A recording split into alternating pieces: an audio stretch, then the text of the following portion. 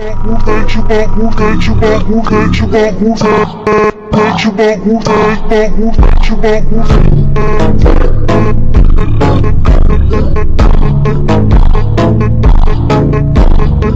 it do, my homie? This is Big John.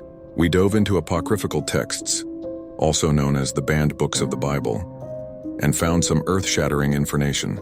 Could a woman on Noah's Ark covertly have possessed Cainite lineage, sort of like a Trojan horse or a spy? Yes, this idea exists in several ancient and esoteric traditions, though it's not found in the canonical Bible. It comes from apocryphal texts, mystical commentaries, and folk legends attempting to explain how evil and rebellion re-emerged so quickly after the flood, even though only Noah and his family were said to be righteous. Summary of the theory.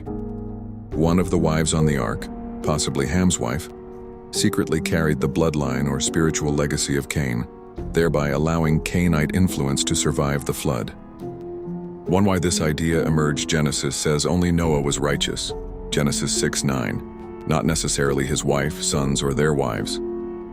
Soon after the flood we see Ham's dishonor toward Noah, Genesis 9:22. Canaan cursed later descendants, Nimrod, Babel, Egypt, echo pre-flood Cainite traits, rebellion, empire, occultism. People asked, if the world was wiped clean, why did evil reappear so fast? 2. Sources and traditions that mention this Jewish midrash and legends.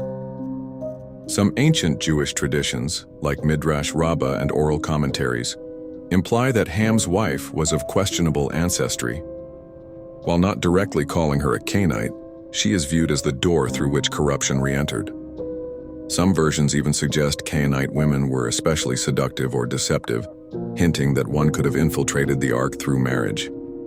The Book of Jubilees, Ethiopian canon, names the wives of Noah's sons: Shem's wife, Sedekatelabab, Ham's wife, Naeltama'uk, Japheth's wife, Adadaneses. But Jubilees does not specify ancestry, which has left room for speculation by later mystics and fringe theologians who try to decode their names, some associating Ham's wife with Nephilim or Cainite lines based on phonetic similarity. Kabbalistic interpretations. The Zohar speaks cryptically of impure seeds and hidden sparks that escape the judgment of the flood. Some mystics believe Cain's essence or energy was preserved in Ham's line through his wife. This aligns with the later emergence of Babylon, Egypt, Canaan, Philistines, many enemies of Israel. Cain's physical line may have died, but his spiritual code lived on, possibly hidden in the DNA of a woman on the ark. Folk and occult interpretations. Some legends merge Cainite bloodline theories with Nephilim survival myths, suggesting that a Nephilim woman or a hybrid was smuggled onto the ark as a wife or concubine.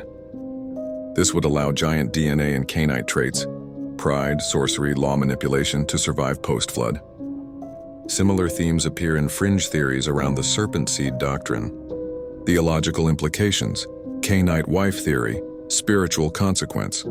Ham's wife descended from Cain introduces rebellion and false law back into the world. Canaan cursed as a result. Genesis 9:25 possibly hints at deeper corruption. Nimrod as her descendant builds Babel, first empire, first statutory law system. Cainite law re-emerges. Tower building, idolatry, elite dominance, modern echoes. Some esoteric and conspiratorial interpretations suggest that modern elite bloodlines, royalty, oligarchs, secret societies, may be descended from this hidden Cainite strain. These groups uphold Cainite principles: control through law instead of covenant sorcery, ritual, wealth, deception, rejection of God's moral authority. Conclusion. This theory, while not scriptural, answers an ancient mystery.